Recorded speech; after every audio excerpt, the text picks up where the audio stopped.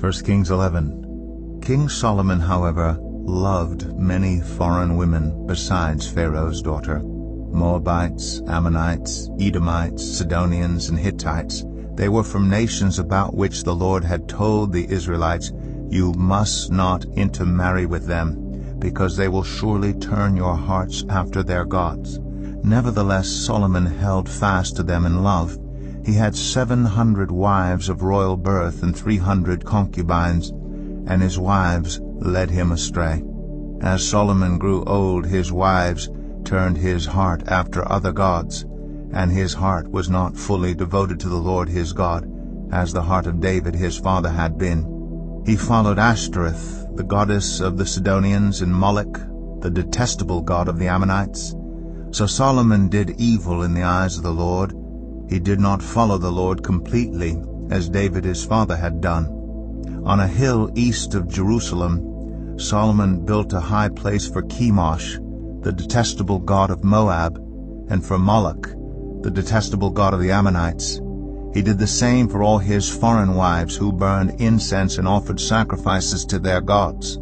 The Lord became angry with Solomon because his heart had turned away from the Lord, the God of Israel, who had appeared to him twice. Although he had forbidden Solomon to follow other gods, Solomon did not keep the Lord's command. So the Lord said to Solomon, "Since this is your attitude, and you have not kept my covenant and my decrees, which I commanded you, I will most certainly tear the kingdom away from you and give it to one of your subordinates. Nevertheless, for the sake of David your father, I will not do it during your lifetime. I will tear it out of the hand of your son. Yet I will not tear the whole kingdom from him, but will give him one tribe for the sake of David my servant, and for the sake of Jerusalem, which I have chosen."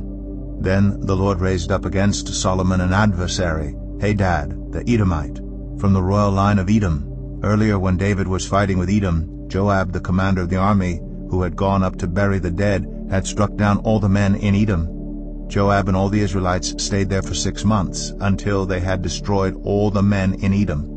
But Hadad, still only a boy, fled to Egypt with some Edomite officials who had served his father. They set out from Midian and went to Paran. Then, taking people from Paran with them, they went to Egypt, to Pharaoh king of Egypt, who gave Hadad a house and land and provided him with food.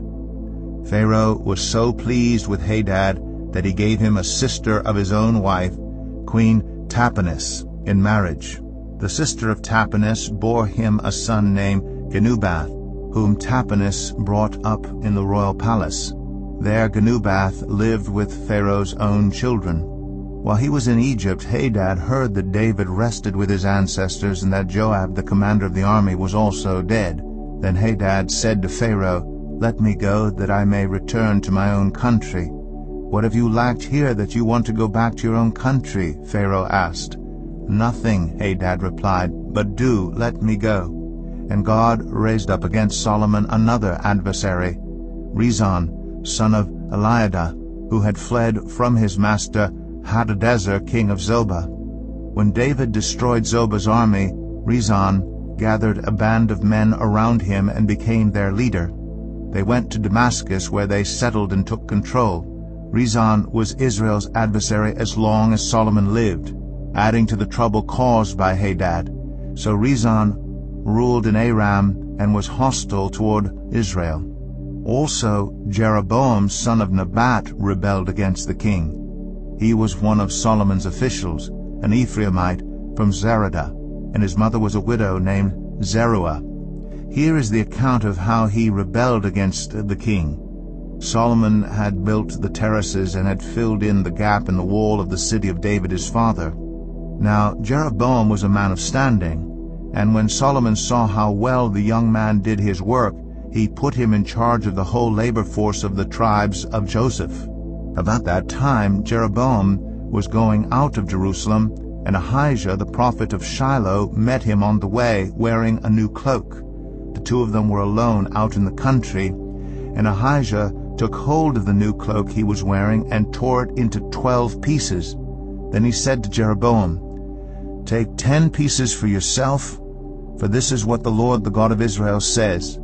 See, I am going to tear the kingdom out of Solomon's hand and give you 10 tribes. But for the sake of my servant David and the city of Jerusalem, which I have chosen out of all the tribes of Israel, he will have 1 tribe. I will do this because they have forsaken me and worshipped Ashtoreth, the goddess of the Sidonians, Chemosh, the god of the Moabites, and Moloch, the god of the Ammonites, and have not walked in obedience to me, nor done what is right in my eyes, nor kept my decrees and laws as David Solomon's father did. But I will not take the whole kingdom out of Solomon's hand. I have made him ruler all the days of his life for the sake of David my servant, whom I chose, and who obeyed my commands and decrees. I will take the kingdom from his son's hands and give you 10 tribes. I will give 1 tribe to his son, so that David my servant may always have a lamp before me in Jerusalem, the city where I chose to put my name. However, as for you, I will take you, and you will rule over all that your heart desires. You will be king over Israel.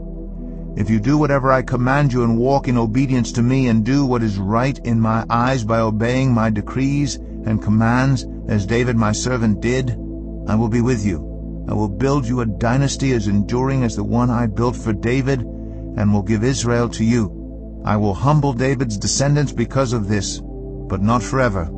Solomon tried to kill Jeroboam, but Jeroboam fled to Egypt, to Shishak the king, and stayed there until Solomon's death. As for the other events of Solomon's reign, all he did, and the wisdom he displayed, are they not written in the book of the annals of Solomon? Solomon reigned in Jerusalem over all Israel 40 years. Then he rested with his ancestors and was buried in the city of David his father, and Rehoboam his son succeeded him as king.